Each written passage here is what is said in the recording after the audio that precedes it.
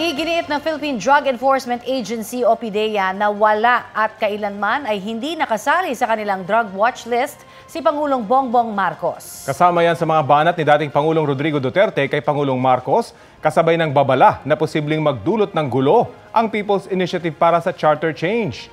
Ang mainit na balita hatid ni Argel Relator ng GMA Regional TV1 Mindanao. Si Bongbong Marcos bangag noon. Ngayong presidente na, bangag natin ang presidente. May drug addict tayo na presidente. Mabigat ang mga akusasyong binitiwan ni dating Pangulong Rodrigo Duterte laban kay Pangulong Bongbong Marcos sa harap ng mga dumalo sa isinagawang prayer rally sa Rizal Park, Davao City kagabi. Bago ito, sinabi ng dating Pangulo na hindi siya kalaban ni Pangulong Marcos at ni First Lady Liza Araneta Marcos. Ngunit napipilitan na umano siyang magsalita laban sa mga tao sa gobyerno. Nung ako'y mayor, pinakitaan ako ng evidence ng PDEA. Doon sa listahan, nandoon yung pangalan mo. Ayaw kong sabihin yan kasi magkaibigan tayo. Ikaw pumapasok kayo ng alanganin. Mr. President, baka susunod ka sa dinaanan ng tatay mo. Diyan ako takot. Ayaw ko mangyari sa iyo yan. Mabor lang ako namang nagmamakaawa kasi it will divide the nation at madugo itong panahon na ito. Itinanggi ng Philippine Drug Enforcement Agency o PDEA na nasa drug watch list nila si Pangulong Bongbong Marcos. Binanggit din ni Duterte ang tungkol sa isinusulong na charter change sa pamamagitan ng People's Initiative. Wala raw nakikitang problema ang dating Pangulo sa kasalukuyang konstitusyon. Ikinagalit niya ang mali umanong paraan para makakalap ng pirma para sa People's Initiative na may kapalit umanong pera. Bantan niya kay Pangulong Marcos kung ipagpapatuloy ang People's Initiative, baka raw magkaroon ng gulo. Mr. President, kaibigan kita, Bingbong. Pag pinilit mo ito,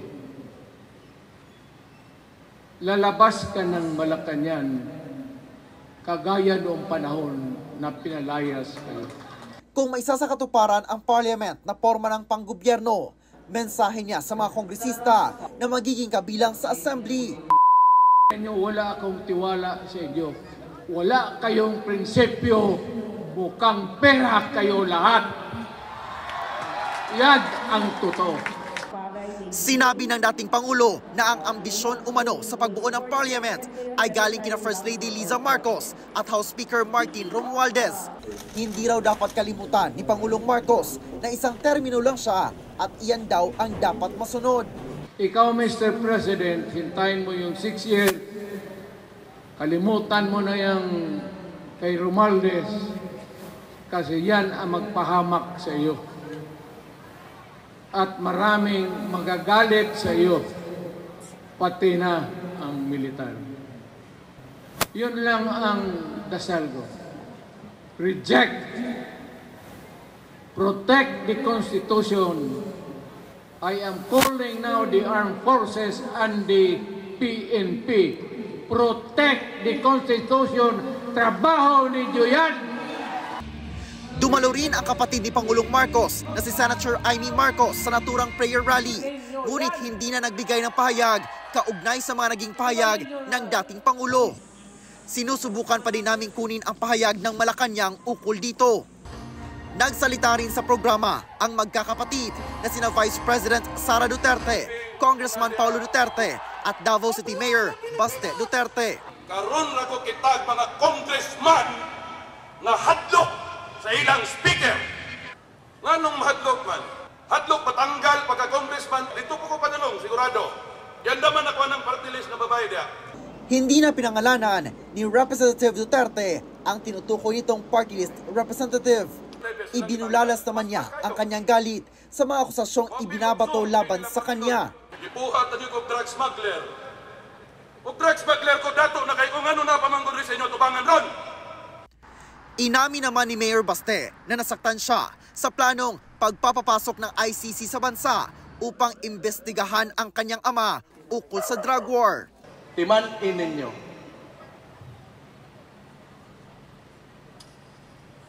Inyong amahan ra ba gipalubong sa akong amahan?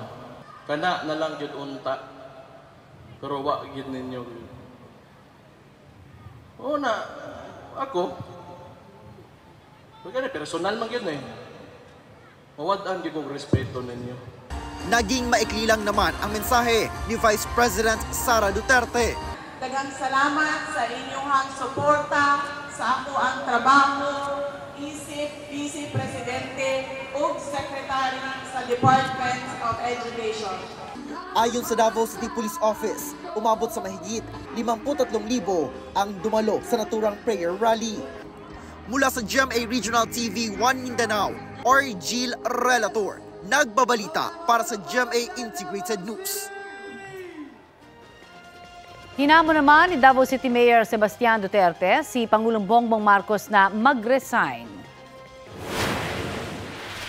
Mr. President, kung wala kay gugma o wala kay aspirations sa imuhang nasod, resign. You are lazy and you lack compassion. All of these things that he is causing is oppressing the people. Mao na kay giuna niya ilahang politika, ilahang self-preservation sa ilang politika. Wa nila giuna ang trabaho. Sinabi yan ni Mayor Duterte sa hakbang ng Maisug Leaders Forum bago ang prayer rally sa Davao City na tumutuligsa sa People's Initiative.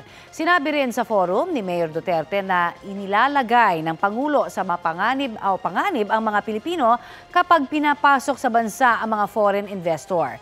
Meron din daw insurgency sa bansa pero hindi na idinitalye ng alkalde. Sinusubukan pa ng GMA Integrated News na kunan ng pahayag ang Malacanang kaugnay sa mga sinabi ni Mayor Duterte. Hinamon ni House Speaker Martin Romualdez na patunayan ni dating Presidente Rodrigo Duterte at Davao City Mayor Sebastian Duterte ang mga alegasyon laban sa Pangulo. Paglalarawan ni Romualdez, budol-budol ang sinabi ng dating Pangulo na kasama si President Marcos sa drug list. Masipag din daw ang Pangulo na taliwas sa sinabi ng nakababatang Duterte. Dagdag pa ni Romualdez, noon naman daw panahon ng mga Duterte ay iginalang sila. Kaya sana ay igalang din daw ang presidente at ang kanyang pamilya. Wala pang pahayag ang kampo ng mga Duterte kaugnay sa sinabi ng House Speaker. Unless we have proof na yung mga aligasyon ninyo na kung bakit nananawag ka dyan sa ating mahal na President Ferdinand Marcos na bumaba sa pwesto. Sana mag-isip-isip muna kayo, at ilabas mo yung mga prueba kasi alam natin hindi totoo yung mga sinasabi ninyo. Walang katotohanan yan.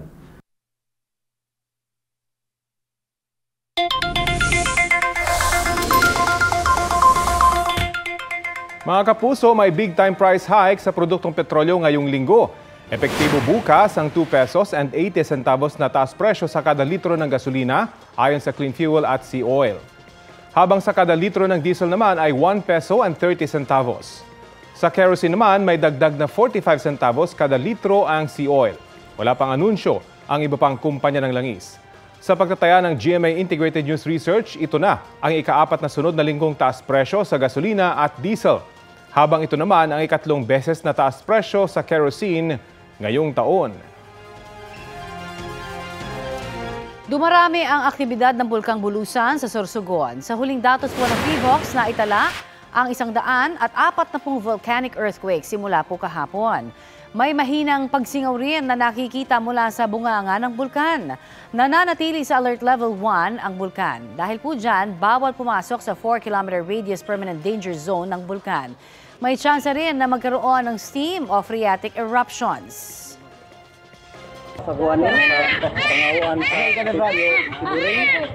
Inabutan po ng panganganak sa gilid ng kalsada ang isang buntis sa Magpet, Cotabato. Sakay ng motorsiklo papunta na raw sana sa ospital ang babae. Pero inabutan po siya ng panganganak habang nasa biyahe.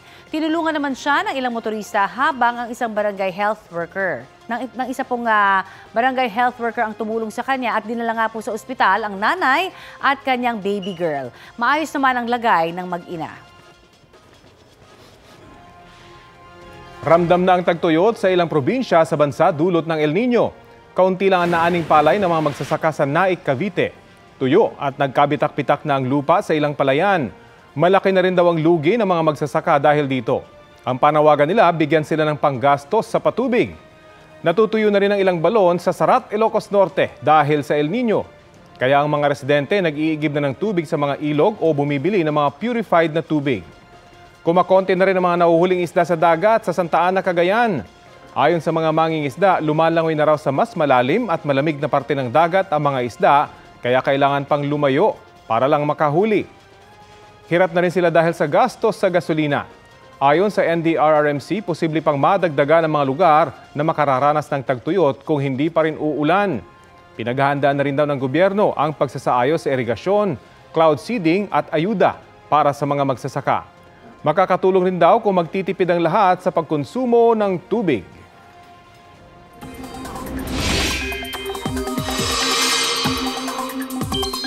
Mga kapuso, patuloy po ang pagbaba ng water level ng Angat Reservoir. Ngayon pong araw, naitala ng Pag-asa ang 211.55 meters na antas ng tubig sa nasabing reservoir. Mababa po yan sa 211.68 meters kahapon.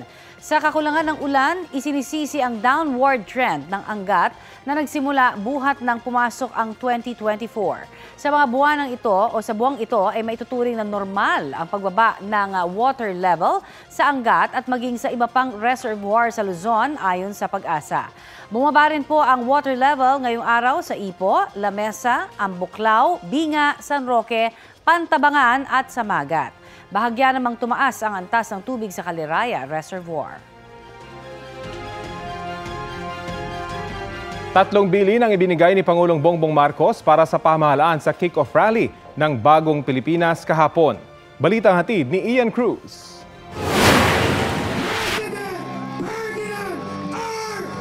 Tiniyak ni Pangulong Bongbong Marcos na hindi isang bagong partisan coalition ang Bagong Pilipinas. Sinabi ito ng Pangulo sa harap ng libo-libong tao sa Quirino Grandstand sa kick-off rally ng Bagong Pilipinas. Bagong Pilipinas is not a new partisan coalition in disguise.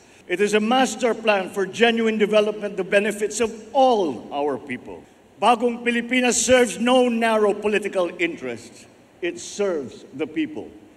Ayon sa Pangulo, paanyaya ito para magnilay bilang Pilipino at tingnan ng bansa sa panibagong pagtanaw. Ang pagbabago raw na ito ay siya ring magpapabago sa ating ekonomiya, pamamalakad sa gobyerno at lipunan. May 3 bilin pa nga ang Pangulo para sa mga taga-gobyerno dahil ang pagbabago dapat daw nagsisimula sa pamahalaan. Una, bawal ang tamad at makupad sa pamahalaan. Walang puwang ang mga mabagal at sagabal sa serbisyo publiko. Services must be fast. Projects must be completed on time. Deadlines must be met per schedule. Distress calls must be responded to without delay. Ikalawa, bawal ang hindi tapat at nangungulimbat. Kapag pera ng bayan ang nawala dahil sa katiwalian, ang mga taong paglalaanan sana ng pondong naglaho ay nananakawan. Sa Bagong Pilipinas, bawal ang waldas. Ang paghahanda, lalo na ang paggugol ng budget ng bayan, ay bukas sa publiko at hindi kinukubli. Walang parte nito ang kinukupit o sinusubi. At ikatlo, bawal ang mapang-api at tagahari-harian sa gobyerno. You are servants of the people, not their lords. Huwag nating pahirapan ang taong bayan. Binigkas ng Pangulo ang kanyang talumpati sa harap ni na dating Pangulong Gloria Macapagal-Arroyo, ilang senador, House Speaker Martin Romualdez at mga miyembro ng gabinete. Hindi namin namataan si Vice President Sara Duterte habang nagtatalumpati ang Pangulo, pero sa pre-program, naroon ang bise na nakipag-selfie pa sa mga taga-DepEd at ibang nasa Quirino Grandstand. Ibinahagi niya ang magiging kontribusyon ng DepEd sa pagsisikap ng pamahalaan na maiangat ang kalagayan ng bansa. Department of Education po ay kaisa ng lahat ng mga ehensya sa gobyerno tungo sa bagong Pilipinas. Ang kontribusyon po ng Department of Education ay sa poverty alleviation sector at kami po ay huhulma ng mga kabataan at mga mag-aaral na matatag. Maaga pa lang, dagsa na ang mga taga-gobyerno para sa kick-off rally ng Bagong Pilipinas. Ang pinakamahabang pila, ang booth ng DSWD para sa payout ng Assistance to Individuals in Crisis Situation o AICS. Matapos ang pila sa ayuda, may pagkain at inumin ng DSWD para sa mga benepisyaryo.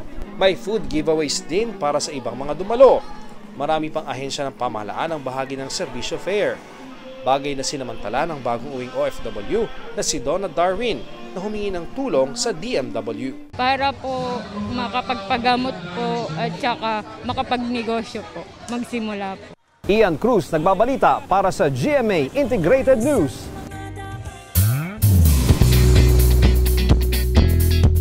Happy Monday mga mare at pare! Just got married sina Benjamin Alves at Chelsea Robato.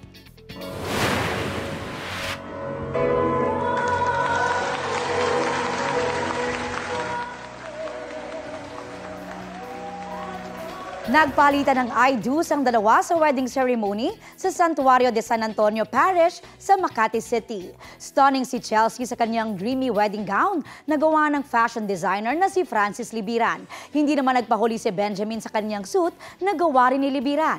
Isa sa mga principal sponsors si GMA Network Senior Vice President Attorney Annette Gozon Valdez. Kabilang naman sa Kapuso stars na nakiselebrate sa newlyweds, sina Solen Yusaf, Carla Abellana, Mike Tan at Mikoy Morales. Straight out of a fairy tale ang eksena sa wedding reception na isa raw sa request ni Chelsea kay Benjamin. Thank you for making me a better man. I hope that I make you happy. When you said that we were going to get married, there was only two things that she wanted. What did you want? You wanted, you wanted a garden party. And two is that you wanted, sorry guys, in advance, you wanted to be serenaded. So, you're just too good to be true. Can't take my eyes off of you. Nagpahayag ng pagtutol ang mga taga-Senado sa People's Initiative para sa Charter Change. Detalye tayo sa ulat on the spot ni Mav Gonzalez. Mav? Rafi, nagtali ng maroon na armband ang mga taga-Senado bilang suporta sa institusyon at paglaban sa People's Initiative para sa Charter Change. Sabi ni Senador Win Gatchalian na nagpalagay din ng armband sa ilalim ng kasalukuyang People's Initiative, magkasamang boboto ang Senado at Kamara. Kaya aniya, essentially ay ine-eliminate na nito ang Senado o binubura ang kapangyarihan ng Senado at mawawala ang checks and balance ng sistema. Bukas naman nakatakdang imbestigahan ng Senado kung totoong nagkabayaran sa pagkalap ng pirma sa People's Initiative. Si Senate Committee on Electoral Reforms Chair Senador Amy Marcos, inanyayahan ang mga kongresista na tinuturong nasa likod umano ng pagpirma para dumalo. Ilang beses nang itinanggi ni House Speaker Martin Romualdez ang mga alegasyon na siya ang nasa likod ng People's Initiative para sa pag-amyenda sa konstitusyon. Pero tanong ni Senador Chis Escudero, paano raw maitatanggi ni Romualdez na siya yung nasa likod ng tinawag ng senador na Peking Initiative, gayong ipinagmalaki at inangkin pa umano niya ito noong Disyembre. Ipinost ni Escudero ang video ni Romualdez na kuha noong Disyembre sa isang event. Sabi rito ni Romualdez, pinag-aaralan nila sa Kamara kung paano aamyentahan ng konstitusyon at inirerekomenda nila ang People's Initiative. Sabi ni Escudero, malinaw na Politicos Initiative ito at hindi People's Initiative. Hinihingan pa namin ng tugon si Romualdez sa post ni Escudero at wala pa siyang sagot. Pero sabi ni Albay Representative Joey Salceda, nagpahayag lang ng suporta si Romualdez sa People's Initiative at hindi ito nangangahulugan na may partisipasyon o kontrol ang Kamara rito. Daffy? Maraming salamat, Mav Gonzalez. Babiyahe po ngayong araw papunta sa Vietnam si Pangulong Bongbong Marcos para sa kanyang 2 araw na state visit. Lain po ng pagbisita ng Pangulo na matalakay ang usapin tungkol sa food security, agrikultura, trade at iba pang mahahalagang issue sa rehiyon. May nakatakdahong pirmahan na kasunduan ang Pilipinas at Vietnam para palakasin ang kooperasyon ng mga Coast Guard ng dalawang bansa. Inaasahan ding makakausap ng Pangulo ang Filipino community sa Vietnam at mga negosyante roon. Ayon sa Presidential Communications Office, si Vice President Sara Duterte ang caretaker ng gobyerno habang nasa Vietnam ang Pangulo.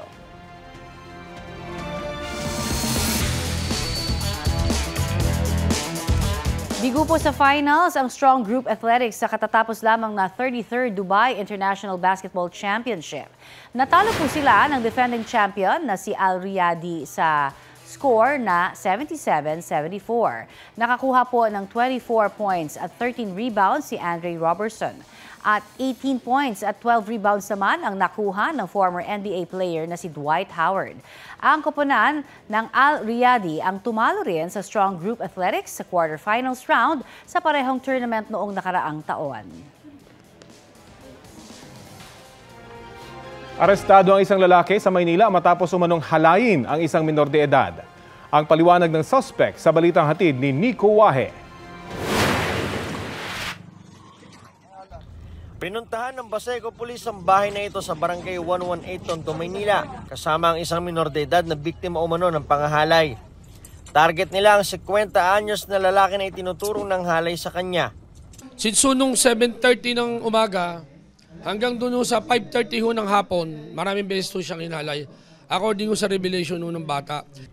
Ayon sa Baseco Police, ibinugo umano ang minor de edad na biktima sa suspect sa halagang 200 piso. Nakapagsumbong daw ang biktima kaya nakalapit sila sa pulis. Sinaktan din umano ng suspect ang biktima. In her revelations, na pagka siya tumututol o pumapalago, pinapalo siya ng cellphone. Ayon sa Baseco Police, kumpirmado rin base sa medical legal ng bata na may pangahalay na nangyari sa kanya. Pero ayon sa suspect, nagli-live-in sila ng biktima at hindi niya ito pinilit. Hindi yan totoo po. Tinanong ko po talaga yan, pinakisamahan. Kumbaga iniwas ko lang siya sa baliw, na babariwaran na siya sa kanila. Tapos willing din siya makisama sa akin, di sinama ko na lang. Ayun, talagang totoo yan na ma'am, nag-live-in kami noon. Mahigit 2 buwan. Magtatatlo po. Kasong statutory rape ang kaharapin ng suspect. Inaalam din kung sino ang nagbugaw sa biktima. Nico Wahe, nagbabalita para sa GMA Integrated News. Mabibilis na balita po tayo. Patay ang isang lalaki sa Ormoc, Leyte matapos barilin malapit sa kanyang bahay. Ayon sa investigasyon ng pulisya, nagpapakain noon ng alagang panabong na manok ang biktima nang dumating ang sasakyan ng mga gunman at saka siya pinagbabaril. Tinutugis na ang mga suspect na nakatakas matapos ang krimen. Inaalam pa ang motibo sa pamamaril. Sa Ormoc pa rin, arestado naman ang 5 suspect na sangkot umano sa iligal na tupada sa Barangay Nueva Vista. Ayon sa pulisya, kabilang sa mga naabutan nilang nagsasabong ang isang barangay chairman at tanod mula sa ibang barangay. Inaresto sila ng walang maipakitang kaukulang dokumento para magsabong. Na-recover sa operasyon ang ilang patay na manok, tayang pera na 700 piso at isang tally notebook. Mahaharap ang mga suspect sa karampatang reklamo.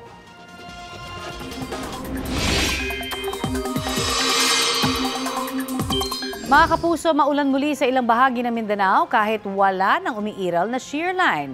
Pinakaapektado ang Caraga at Davao Region ayon sa Pag-asa.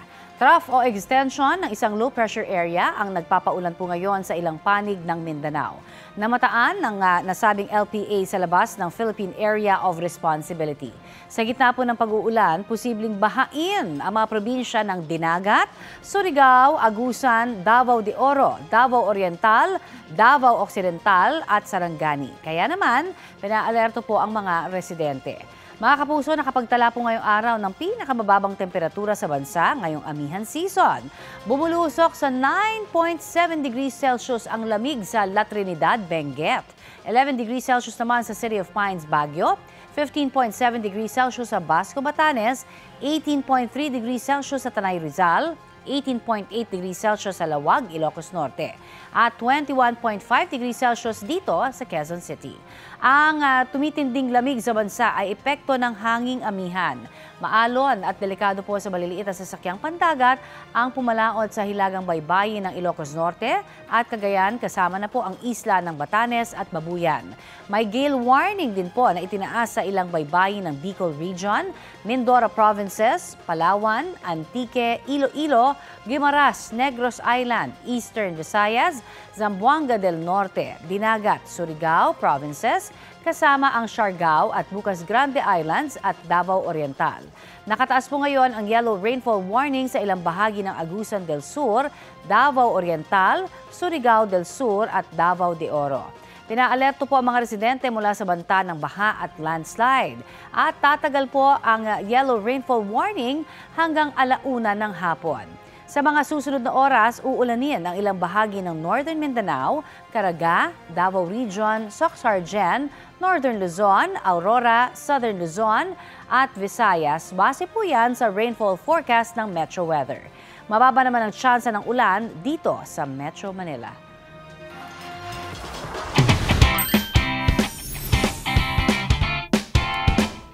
For the first time, nanalo ang Filipina tennis player na si Alex Ayala sa doubles division ng isang tournament sa India. Nakuha niya ang kanyang Latvian partner na si Daria Seministaya ang kampyonato sa W50 tournament sa India matapos talunin ang doubles team mula Great Britain at Hungary. Yan ang kauna-unahang professional doubles title ni Ayala. Bigo naman si Ayala na magpatuloy sa singles division matapos matalo sa quarterfinals.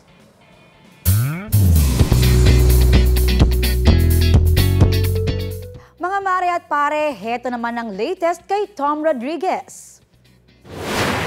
After 2 years, balik Pinas na ang aktor. Spotted si Tom sa Mandaluyong base sa IG picture na ipinost ng talent manager niya na si Popoy Caritativo. Pinusuan naman niya ng mga kaibigan at fans ni Tom. 2022 nang magpunta sa Amerika si Tom after nang hiwalayan nila ni Stolen Life star Carla Abellana. O ito pa ang isa sa need nating i-welcome ngayong araw ang grand arrival sa Pilipinas ni Miss Universe 2023 first runner-up Antonia Porcilde. Excited na ang 4D fans, aminin! Matatandaan na isa si Antonia sa mga naging bestie ni Miss Universe 2023 Top 10 semi-finalist Michelle D during the pageant. Dati na ring nabanggit ni Michelle na kasama ang Pilipinas sa mga gustong mabisita ni Antonia. Sisimula na po ngayong linggo ang training ng mga guro para sa phased implementation ng matatag K-10 curriculum. Kinumpirma po yan ni Department of Education Deputy Spokesperson at Assistant Secretary Francis Bringas sa panayam sa Super Radio DZBB. Sakop ng training ang mga guro na nagtuturo sa kindergarten, grade 1, grade 4 at grade 7. Sa mga nasabing grade level kasi, magsisimula ang phased implementation ng curriculum sa school year 2024-2025. Dati nang sinabi ni Vice President at DepEd Secretary Sara Duterte na layon ng naturang curriculum na solusyonan ang mga nakitang problema sa kasalukuyang curriculum. Sa ilalim po ng matatag K-10 curriculum, binawasan ang subjects ng grades 1 at 3 o up to 3 at mas tututukan ang kanilang foundational skills gaya ng literacy, numeracy at social-emotional skills. Abiso po sa mga motoristang madalas dumaan sa elliptical road sa Quezon City, sisimulan na ngayong araw ang construction ng traffic islands sa intersections ng East Avenue, Quezon Avenue at Visayas Avenue. Sabi ng Quezon City Government, asahan ang mga construction equipment sa mga naturang lugar. May mga ilalagay rin daw na traffic signs at hazard markers. Hindi nabanggit sa anunsyo kung hanggang kailan ang construction. Naging makulay ang Dinagyang Festival sa Iloilo City nitong weekend.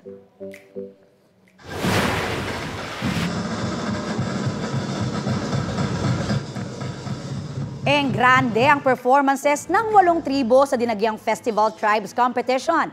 Kanya-kanya silang paandar na interpretation sa pagbibigay-pugay kay Senyor Santo Niño. Na-amaze naman ang mga turista na mula pa sa iba't ibang probinsya at bansa.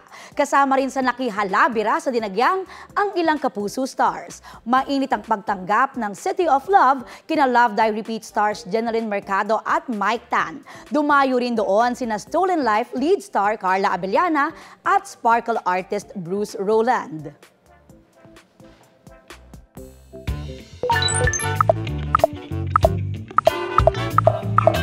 Eto, bilin po ni Pangulong Bongbong Marcos, bawal ang tamad at makupad sa pamahalaan. Ang sabi kaya dyan ng ating mga kapuso?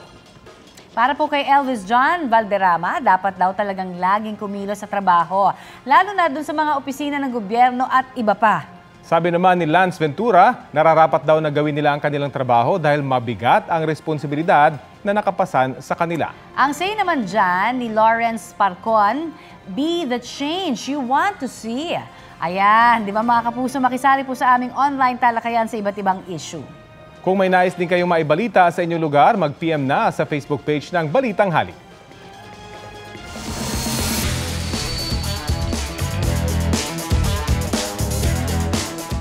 Panalo ang Perpetual Altas sa Letran Lady Knights at IAC Brigaders sa iba't ibang kategory ng NCAA Season 99 Beach Volleyball Tournament. Balitang hatid ni Von Aquino. Exciting at makapigil hininga ang championship ng NCAA Season 99 Beach Volleyball Tournament na ginanap sa Subic, Zambales. Dikit na naging laban ng University of Perpetual Health System Delta Altas at Mapua University Cardinals sa men's division na tumagal lamang ng 2 set. Matapos magpakawala ng matitinding spikes at blocking ng Altas team captain na si Louie Ramirez, nasungkit muli ng defending champion UPHS Delta Altas ang ginto sa final score na 21-13. Malakas yung pakiramdam namin na kaya-kaya namin mag-champion niya. Wagi naman ang ginto sa women's division ng Colegio de San Juan de Letran Lady Knights kontra San Beda University Lady Red Spikers sa score na 21-16. Ang Lady Knights nagpakawala ng mga spikes na bumuta sa depensa ng Lady Red Spikers na muntik pang makahabol sa second set. One game at a time lang po kami, tsaka mag-enjoy lang po sa loob ng court, tsaka wala pong pressure. Sinagalan po namin every game, tsaka tinrabaho po lahat-lahat ng game namin. Sa junior men's division ng EAC Brigaders ang tinanghal na champion matapos talunin ng LPU Junior Pirates sa score na 15-10. Sobrang kaba ko po noon, lalo na nung medyo nadadown na po kami. Pero syempre po meron kaming third man na lagi nagpapasaya sa amin, then nagmo-motivate sa amin para tuloy-tuloy lang ang saya ng laro. Most valuable players sina Gia Marcel Makilag, Louie Ramirez at Alijan Aptian. It was a success. And I'm happy that not only one school dominated, and we're thinking of putting a girls division next year. Von Aquino nagbabalita para sa GMA Integrated News. Mga kapuso, may mga nanalo na sa Kapuso Bigay Premyo Panalo Season 8. Tig 100,000 pesos cash ang iuuwi ng 8 lucky winners mula sa iba't ibang lugar sa bansa sa weeks 1 to 4 ng Kapuso Bigay Premyo Panalo. Mayroong taga Parañaque, Pangasinan, Urdaneta City at Bacolod City. Meron ding taga Davao, Iloilo at Manila. May chance pa kayong manalo. Ang kailangan lang gawin, bumili ng mga produkto at mag-send ng entries hanggang February 2. At baka kayo na ang mag-uwi ng 1 million pesos tax-free sa Grand Draw. Tutok lang dito sa GMA at official pages para sa announcement ng complete mechanics. Paalala lang po, mag-ingat sa fake news, fake Facebook accounts o scam texts.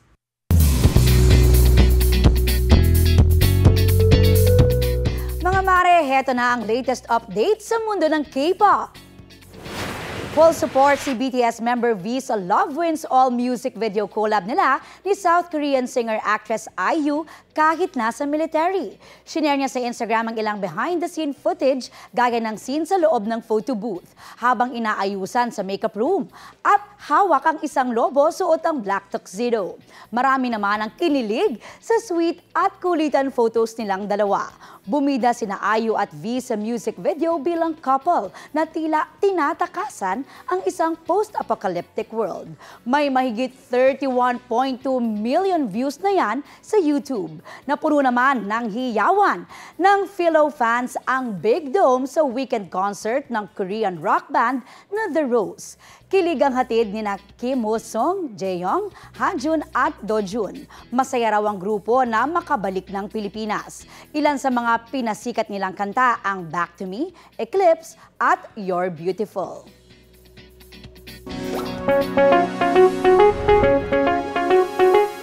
Mahigit 100 residente sa 3 sitio sa Lapu-Lapu, Cebu City. Ang Lapu-Lapu City, Cebu ang nakaranas po ng pangangati ng katawan. Hinala po ng mga residente, dulot po yan ng alikabok mula sa pinagpira-pirasong parte ng barko na sumadsad ng manalasa ang bagyong Odette noong 2021. Dagdag ng City Health Office, posible ring nakakaapekto ang mga nakatambak na basura sa lugar. Namigay po sila ng ointment sa mga pasyente para maibsan ang pangangati. Payo ng American College of Allergy, Asthma and Immunology ay kung may mga rashes o pangangati ng katawan, iwasan yung kamutin para hindi lalong mairita ang balat. Mag-moisturize din at maligo ng mas madalas. Magtanong din po kayo sa doktor kung pwede kayong resitahan ng cream o gamot para mawala ang pangangati.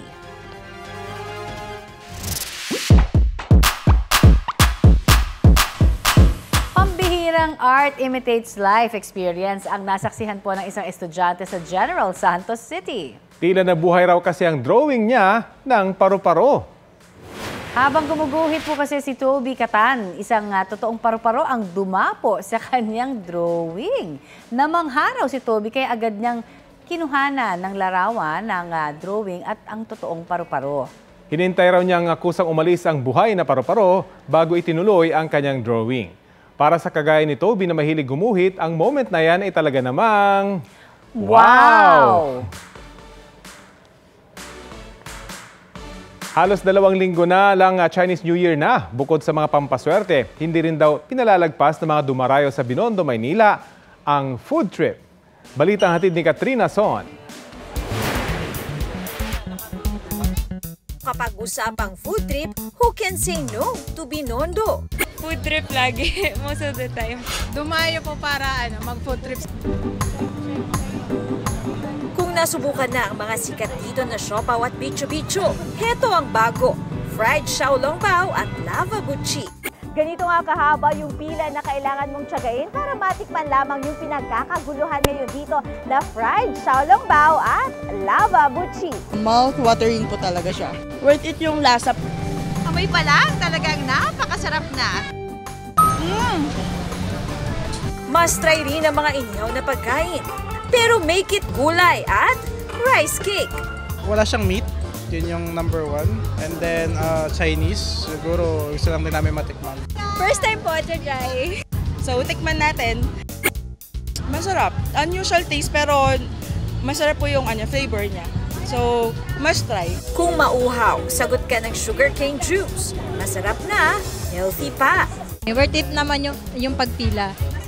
Masarap. E nakatikim ka na ba ng prutas na pinatigas? Yan ang tanghulo o rock sugar-coated fruits na crunchy on the outside and soft on the inside. Perfect sabayan ng dragon-inspired ice cream. Speaking of dragon, marami na rin nagbebenta ng tikoy para sa Year of the Wood Dragon. May ket-ket na tree rin o tinatawag na money tree. Inaasahang darami pa ang mga ibinebenta rito habang papalapit ang Chinese New Year. Katrina Son nagbabalita para sa GMA Integrated News. Formal nang kikilalanin na National Shrine o pambansang dambana ang Quiapo Church. Kanina pong umaga, dumagsa ang mga deboto sa Minor Basilica ng Poong Nazareno para sa okasyon. Ayon sa ilang deboto, importante raw na mabigyan ng ganitong pagkilala ang simbahan na naging parte na ng buhay ng mga Katoliko. Pangungunahan ni Manila Archbishop Jose Cardinal Advincula ang seremonya mamayang hapon. Desyembre nang matanggap ng Quiapo Church ang decree para sa titulong pambansang dambana mula sa Catholic Bishops' Conference of the Philippines. Ito na ang mabibilis na balita. 8 sunod-sunod na insidente ng sunog ang sumiklab sa iba't ibang bahagi ng Cebu City kahapon. Unang naitala ang isang sunog sa Lower Cabahar, Barangay Guadalupe, kung saan 7 bahay ang nadamay. Sumiklab din ang isa pang sunog sa Lower Torre, Barangay Inayawan, kung saan 4 na bahay naman ang naapektuhan. Sa Barangay Bakayan, 900,000 pisong halaga ng ari-arian naman ang nasunog mula sa 12 bahay. Ang iba pang sunog agad na naapula ng Bureau of Fire Protection, kabilang na ang mga insidente ng grass fire. Patay naman ang isang pasyente sa Sorsogon City matapos maaksidente. Ang ambulansyang maghahatid sana sa kanya sa ospital. Batay sa investigasyon, tumagilid ang ambulansya, posibleng dahil sa madulas na kalsada na dulot ng pag-uulan. Sugatan ng nurse at 4 pang sakay ng ambulansya.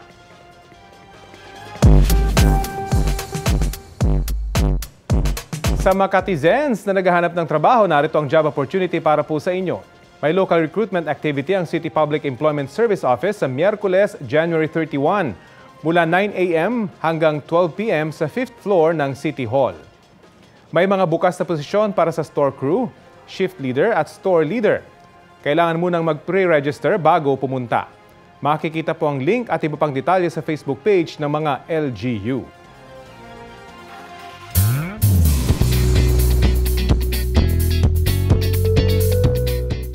First month pa lang ng 2024 pero feeling blessed pa rin si Kapuso Primetime King Ding Dong Dantes sa sunod-sunod na projects. Makulit at instant hit ang pagbabalik ng sitcom nila ni Primetime Queen Maren Rivera na Jose and Maria's Bonggang Villa. Bonus daw ang kwelang hatid ni Mamang Pokwang sa Season 2.0. Looking forward na nga daw si Dong na mai-guest sa Family Feud ang kanyang co-stars dito.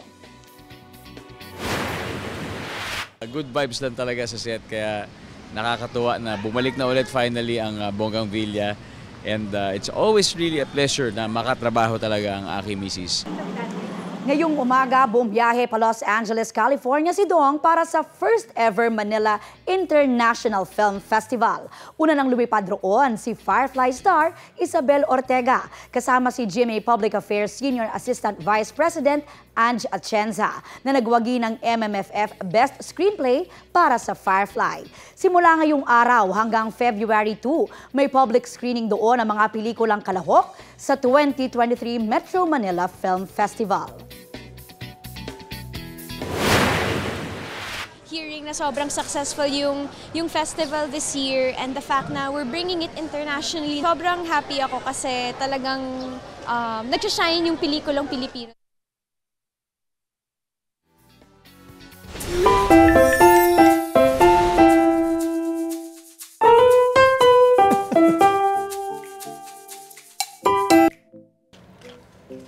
Lamig, di ba? At sa lamig nga ho ng panahon, naku, napakasarap matulog. Ay, true yan, Mare. Diba? At I'm sure hindi lang ako, ha?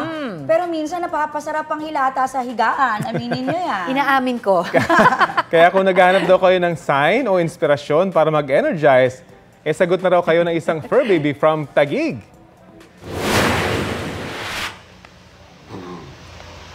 Ang hina naman, nak. Sasabihin na naman nila, hindi ka pa na-charge. Kid.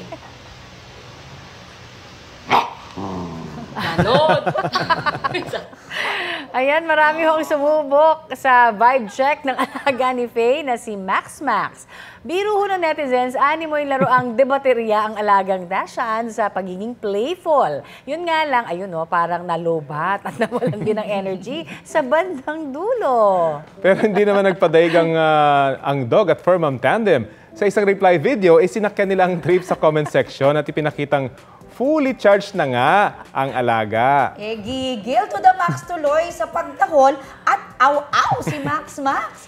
Ang video na yan may mahigit 5.4 million views na sa TikTok. Talaga namang trending! O diba, masubukan nga yan mamaya sa mga aso ko. Oo nga. Tingnan natin ang energy level ano nila. Ano yung battery niyan, no? Oo nga. Ano ba ang battery ni Max Max? Mamaya video natin. Baka solar ko niya. Solar Solar power. Depende pag naarawan. Oo. Ayan, subukan po natin yan mamaya sa ating mga alaga. At ito po ang Balitang Hali. Bahagi kami ng mas malaking misyon. Ako po si Connie Season. Rafi Tima po. Kasama niyo rin po ako, Aubrey Carampel. Para sa mas malawak na paglilingkod sa bayan. Mula sa GMA Integrated News, ang News Authority ng Filipino. Kapuso, alamin ang maiinit na balita. Bisitahin at mag-subscribe sa GMA Integrated News sa YouTube. Sa mga kapuso abroad, samahan niyo kami sa GMA Pinoy TV at sa www.gmanews.tv.